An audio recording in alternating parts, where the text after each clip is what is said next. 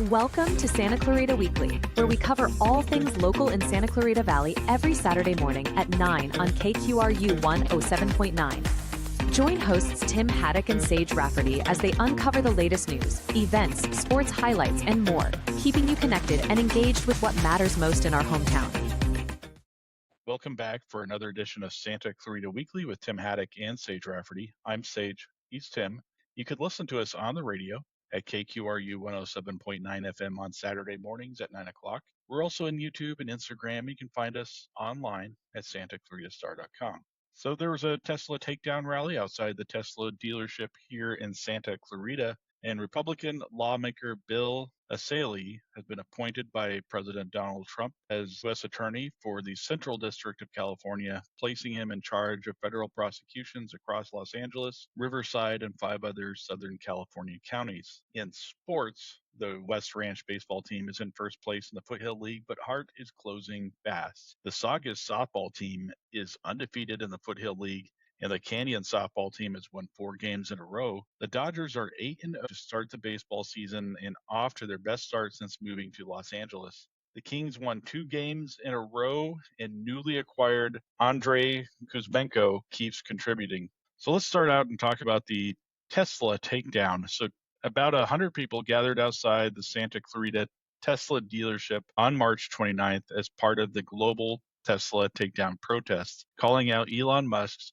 political influence and role in the Department of Government Efficiency, also called DOGE. So protesters voiced concerns about Social Security cuts and federal layoffs and urged others to boycott Tesla to push back against Musk's growing power. Dozens gathered outside the Santa Clarita Tesla dealership on Saturday as part of a global day of action targeting Tesla CEO Elon Musk and his growing role in government. The protest was one of more than 200 demonstrations worldwide under the banner Tesla Takedown. Activists are calling on people to sell their Teslas, divest from the company, and push back against Musk's influence over the federal government. I'd say that laying off American families is not a public service to anyone, and I'm at the age where I'm collecting Social Security, and I'm looking every month to see if it still really comes in or not. I'm really worried about it, and I think a lot of other people are too. Creating this kind of anxiety in the country, hurting people like this is not American. Plan back, and others are concerned about Musk's leadership of the so-called Department of Government Efficiency, or DOGE, a Trump-era agency behind massive federal layoffs. Just last month, DOGE cut 7,000 jobs from the Social Security Administration alone. As protests spread, Tesla faces other setbacks. In Europe, new car registrations fell 40% in February while competitors surged. Meanwhile, President Trump is preparing to impose new auto tariffs, which could hit Tesla's global supply chain. Despite the heated national discourse, the Santa Clarita protests remained peaceful and focused, with residents demanding accountability from both government and corporate leaders. So Bill Essayli, a Republican California lawmaker, known for his combative political style and conservative positions on social issues, was sworn in Wednesday as the U.S. Attorney for the Central District of California following his appointment on Tuesday by President Donald Trump. Essayli, he was 39 years old. He was sworn in during a private ceremony administered by Chief U.S. District Judge Dolly Gee. The appointment, made under a federal statute that allows the Attorney General to fill vacancies in the U.S. Attorney offices, gives him oversight of federal prosecutions in the nation's most populous judicial district. So the Central District serves about 20 million residents across 7 Southern California counties. That includes Los Angeles, which of course includes Santa Clarita, and Orange and Riverside and San Bernardino. So Essayli resigned from the California State Assembly effective on Tuesday night, first elected in 2022 to represent the state's 63rd district, which includes parts of Riverside and Corona and the cities of Menifee and Norco. Essayli emerged as one of Sacramento's most vocal conservatives. He focused heavily on culture war issues, including legislation that would have required schools to notify parents if students showed signs of being transgender, and a proposal to ban transgender athletes from girls' sports. During a committee hearing, he defended the latter effort by asserting that California's policies violating violated Title IX, aligning himself with the Trump administration's interpretation of federal gender equity law. Education Code Section 221.5F is not just bad policy, it's also a flagrant violation of Title IX. It puts California schools at risk of losing billions in federal funding. U.S. Secretary of Education Linda McMahon stated as much in a letter to Governor Newsom she sent last week. She directly called out California's policy, and she endorsed passing my bill here today, Assembly Bill 844. According to the Legislative Analyst Office, California K-12 schools receive approximately $8 billion in federal funding for the 2024 and 2025 fiscal year. That's almost 6% of our total K-12 funding. If the legislature does not take action to bring California into compliance with Title IX and federal directives, we will not only be failing our female students and athletes, but we are also jeopardizing a critical funding source for our school districts. This bill is not just about compliance with federal law. It's about doing the right thing for our girls. To quote Governor Newsom, that right-wing extremist, this is an issue of fundamental fairness. Biology matters, and sports are one of the places where that reality is most obvious. Essayli, the son of Lebanese immigrants and the first Muslim elected to the California Assembly, frequently clashed with Democratic colleagues, and during the final days of the 2023 legislative session, he shouted an expletive at the Assembly Speaker after being denied time to speak, a moment that drew widespread attention. Now move to take up AB 1836 by Assemblymember Bauer-Cahan. Assembly Bill 1836 by Senator Bauer-Cahan, regulate the intellectual property. Respectfully ask your honor. Thank you, Assemblymember Bauer-Cahan. Mr. Bilal, you are recognized. Mr. Bilal, you are recognized.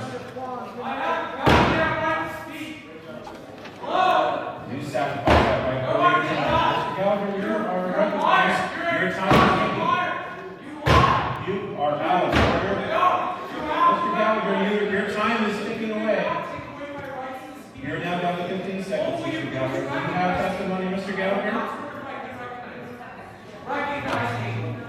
Mr. Speaker, I do. It's time for me to shut me up, to shut 500,000 people. Thank you, Mr. Gallagher. Seeing and hearing no further debate, clerk will open the roll. All those voting desire to vote. All those voting desire to vote. All those voting desire to vote. Before his time in the legislature, Essayli worked as a federal prosecutor in the Central District from 2014 to 2018, handling cases involving violent crime, identity theft, and white-collar offenses. He was part of the federal response team following the 2015 San Bernardino terrorist attack. He helped secure a conviction in the case of a Santa Barbara doctor whose unlawful opioid prescriptions were linked to multiple deaths. And he was the co-founder of the Newport Beach law firm Essayli and Brown, and he was the deputy district attorney in Riverside County. So the new U.S. attorney has also developed ties to key figures in Trump's political circle. He recently worked with former Ambassador Richard Grenell on a proposed 2026 California ballot measure to implement voter ID requirements, and his appointment follows Trump's nomination of attorney Harmeet Dillon to lead the Justice Department's Civil Rights Division. You may remember I brought a minority Bill of Rights bill just in December so that we would have some basic protections as the minority party, but that was killed on party lines. And I think what's different this year is it wasn't just me being removed from committee. Now they're doing it to 5 of us. And what that tells me, there's a new breed of Republicans up here now. The old days of go along, get along, maybe get some bill through, that's gone. We have a new breed of Republicans. We're not playing for scraps. We're playing to win. We want to win elections, and we're going to fight. And all the Democrats are doing is just emboldening us to fight even harder. So again, bring it on. Game on. So the Chino Valley School Board President, Sonia Shah, a prominent figure in California's anti-LGBTQIA plus movement, praised Essayli's appointment on social media, writing on X, Bill has been a relentless fighter for justice, standing up for parental rights, pushing back against corruption, defending the values that matter most. Now he's taking the fight to the next level. Shaw, who announced last month that she's running for California State Superintendent of Public Instruction in 2026, has gained national attention for backing policies that require schools to out transgender students to their parents and allow book bans. Her support reflects an alignment with Essayli's legislative record, including his efforts to impose similar requirements statewide. And both Sania Shah and Essayli are very close to Moms for Liberty and that movement. So Essayli has taken strong positions on labor issues as well, opposing legislation that he views as favoring unions. So in 2023, he opposed Senate Bill 799, which allows striking workers to access unemployment benefits, and he called it fundamentally unfair to business and thought it would further strain California's unemployment insurance fund. So, and he was also removed by Speaker Robert Rivas from the Judiciary Committee in May of 2024, and that was followed Essayli's push for a floor vote on one of his bills, AB 2641, which would allow state law enforcement to cooperate with federal immigration officials in cases involving convicted sex offenders. Essayli called the reassignment retaliation for fighting to end sanctuary protections for people who harm children, and accused Rivas of political censorship. And just before that, in April of 2024, he was removed from the Budget Committee after he had a heated exchange with the chair. I just got word that I'm being removed from my committees. Some of you will recall last week I brought a bill to remove sanctuary state protection for pedophiles in the state of California, and the Democrats here did not like that. So they cut off my microphone, and I just got word that the Speaker of the State Assembly, who runs the place, has removed me from my committee. But you know what? It's okay. I wear this as a badge of honor. It means I'm doing the right thing. It means I'm looking out for the people of this state and for children who are being victimized by these illegal immigrants. So bring it on, more to come.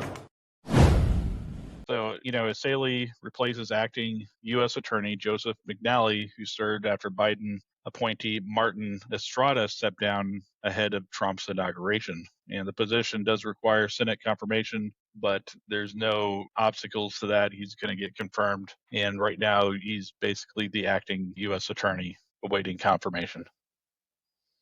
You are listening to KQRU 107.9 FM in Santa Clarita. You can listen to Santa Clarita Weekly on Saturday mornings at 9 and on YouTube, Instagram, wherever you listen to podcasts. So I'm going to hand it over to Tim to talk about local sports. Tim? All right, so let's talk about the Foothill League baseball and softball seasons. On the baseball side, the West Ranch baseball team is in first place in the Foothill League. They have a 5-1 record. West Ranch beat Saugus twice, shutting out the Centurions 4-0 and winning 11-9. West Ranch played Layton from Utah in a tournament game and lost that game 7-6 in 8 innings. The next Foothill League game for West Ranch is against Valencia. The Hart baseball team is in second place in the Foothill League with a 3-1 record. The Hawks shut out Golden Valley twice, 11-0 and 22-0, but Hart lost to Saugus 8-2. Hart plays Saugus again in their next Foothill League game. The Castaic baseball team split 2 games against Valencia. Castaic lost the first game 3-2, but won the second one 5-1. Castaic lost to Sierra Canyon 4-2. The next game for the Castaic boys are against Paraclete, St. Bonaventure, and Dos Pueblos. The Saugus baseball team lost 2 games to West Ranch, but beat Silmar 3-1 and Hart 8-2. In the game against Hart, Jake Kaplan hit a home run, was 2 for 3 and drove in 4 runs. Matthew Carter hit a home run and drove in 3 runs. Saugus plays Hart again in their next Foothill League game. The Valencia baseball team split 2 games with Castaic. Valencia plays West Ranch in their next Foothill League game. The Golden Valley baseball team lost 2 games to Hart. Golden Valley plays Canyon in their next Foothill League game. And the Canyon baseball team lost to West Ranch 17-0, Milliken 2-1, and Ridgeview 9-0. The next Foothill League game for Canyon is against Golden Valley. On the softball side, Saugus softball team is undefeated and in first place in the Foothill League. Saugus is 5-0 and has won 4 games in a row. Saugus beat Golden Valley 11-1. Savannah Smith hit a home run and had a double, went 3 for 3 and drove in 6 runs. Jordan Shepard hit a home run and drove in 2 runs. Saugus split 2 games in the Camarillo tournament, beating Rio Mesa 5-3, but losing to Jurupa Hills 13-1. The next Foothill League game for Saugus is against Castaic. The Valencia softball team shut out Golden Valley 19-0, but lost to Canyon 2-0. The next game for Valencia is against Granada Hills Charter. The Canyon softball team has won 4 games in a row and outscored those teams 29-0. Canyon shut out Valencia 2-0, with Brooke Phillips going 2 for 3 with a triple and 2 RBIs. Canyon also shut out Castaic 10-0. The next Foothill League game for Canyon is against Hart. The Hart softball team split 2 games in the Woodbridge tournament, losing to Vasquez 14-5, but beating Newport Harbor 14-6. Hart also lost to Chaminade 6-1. Hart plays West Ranch in their next Foothill League game. The West Ranch softball team lost 2 games in the Camarillo tournament. West Ranch lost to Oxnard 10-7 and Westlake 13-0. West Ranch plays Golden Valley in their next Foothill League game. The Castaic softball team lost 2 Foothill League games to Hart 15-4 and Canyon 10-0. Castaic's next Foothill League game is against Saugus, and the Golden Valley softball team lost to Saugus and Valencia and plays West Ranch in their next Foothill League game. Okay, and so let's move on to the Kings. The Kings have been on a little bit of a roll lately. They crushed the Sharks and the Jets at Crypto. The Kings have won 2 games in a row, beating the San Jose Sharks and the Winnipeg Jets at Crypto.com arena. Newly acquired Andrei Kuzmenko is making an impact for the Kings. He had a goal and 2 assists against the Sharks, a game the Kings won 8-1. He had a goal and an assist in the Kings' 4-1 win over the Jets. The Kings scored 4 goals in the second period against the Sharks to take a 6-1 lead. Kuzmenko assisted on goals by Trevor Moore and Andre Kempe in the second period. The Kings took a 7-1 lead on Kuzmenko's goal in the third period. It was his 9th goal of the season. Yes, this is good. Yes, probably this my friends are the Winnipeg Jets. A lot of times, because the Winnipeg Jets watch me in the Calgary, Philadelphia, JRC, and Los Angeles. Yes, and for me, yes, and good team, Winnipeg Jets is so important. Win for us, prepare to playoffs, because in playoffs is every team's high dangerous skill and offensive zone, defensive zone, and very important. Learn before playoffs is a good moment for us. And your assist on Kopitar's goal, at what point did you know that was going to be a high danger opportunity for you guys? Oh, it's a good moment, yes, and a good open for Kopi. Yes, for me, just simple pass, and Kopi is a good finishing. I love it. Play with him. Which pass did you like more, the one to Kopi tonight or the one to Gavi on Juice's goal on Sunday? Oh, it's I don't know. It's your choice. I don't know. I like it. And this pass is. What do you think? I like the one on Sunday, but I like the Sunday. Yes, because Sunday is. But this is same as a Juice pass to me. Is great. Kempe and Warren Fogle each scored 2 goals against the Sharks. In the game against the Jets, Kuzmenko scored a goal in the second period to give the Kings a 3-1 lead. That was his 10th goal of the season. Kings coach Jim Hiller talked about the game against the Jets. I thought that was it. Let me take you back on Dundee's question. I thought we played better against Toronto defensively than we did tonight. Yeah, penalty kill, of course, tonight was a big story. I thought that was, rock solid, and that was easy to see. But yeah, we capitalized, and when we capitalize, we're usually hard to come back on. Does that happen sometimes, though, after getting up early with a couple of goals, that then start to open up the offense a little bit, and you have to get the guys collected back on deep? Yeah, they pushed a little bit in the second, and then the third, although we didn't give much, we didn't play much in their zone, maybe we're a little bit too much on our heels, but we didn't give them a lot. They were able to dump the puck in, had a couple rushes that were a little bit dangerous. So good game. Not our best, but good game. Talking about not giving them a lot, each of the time you play the Jets, you have given up less than 20 shots each time. So, playing against good teams, what does that mean to you moving into the playoffs? Yeah, we played Winnipeg. If there's one team that we played extremely well this year, it would be Winnipeg. And it goes back to the game we lost in San Jose. We had them up next, or first place team in the league like tonight. So I think it really got us focused in. And then the game in Winnipeg was a strong game for us, same way. And then tonight too. So yeah, I'm sure they're frustrated with us. We play similar style, I think. They don't give up much. I think they've given up less goals than us. So both teams, it's whoever can find the back of the net, and we had a couple nice ones. Kempe added an empty netter in the third period against the Jets, his 32nd goal of the season. The Kings traveled to Utah before coming back home for a game against the Edmonton Oilers. And so now I'm going to hand it off back to Sage to talk about the Dodgers. All right, thank you, Tim. So the Dodgers have won their first 8 games of the season, sweeping the Detroit Tigers in their home opening series and the Atlanta Braves. Mookie Betts has played in only 5 of the first 8 games for the Dodgers, but he has posted big numbers in those games. Betts was fighting a virus in the first couple of weeks of the season and missed the opening series against the Chicago Cubs in Japan. But in the 5 games he has played, he hit 3 home runs, drove in 6 runs, and is hitting 3-75. So a bit of a surprise has been Tommy Edman. He has been one of the hottest hitters on the Dodgers in the first 7 games. He has hit 3 home runs and drove in 5 runs. Will Smith leads the team in batting average after 7 games, hitting 4-71. He is 8 for 17 with a double and a home run. He also has 5 RBIs. The Dodgers have one more game against the Braves before going on a 6-game road trip to play the Philadelphia Phillies and the Washington Nationals. So, Tim, the best 3 teams in the league right now are in the National League West. How do the Padres and the Giants compare to the Dodgers right now?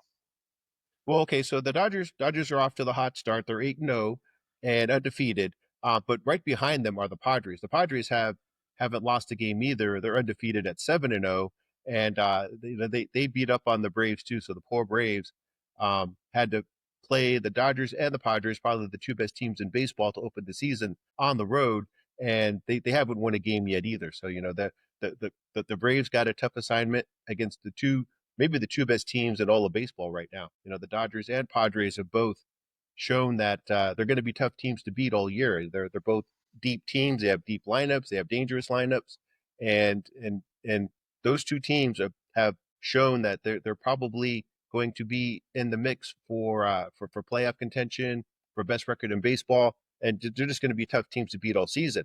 And right behind them is the Giants, who they've only lost 1 game this year. They're off to a hot start too, and those 3 teams look like they may be the best teams in the National League. So the whole National League West is going to be a tough division this year.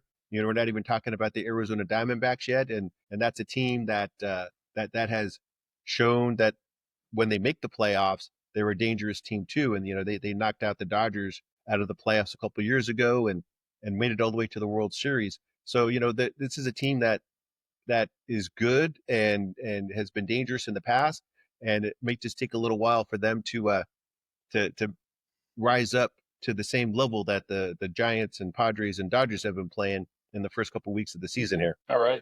Sounds great. I hope some good things for the Dodgers. But that is our show. So tune in next week for more discussions about the news from Santa Clarita. You can listen to us on the radio at KQRU 107.9 FM and at 9 on Saturday mornings. You can also watch us on YouTube, TikTok, and Instagram, and listen to us on SantaClaritaStar.com or wherever you listen to podcasts. So leave us a comment and be sure to subscribe to Santa Clarita Weekly Online. Thanks for listening and have a great week. Thank you for listening to Santa Clarita Weekly.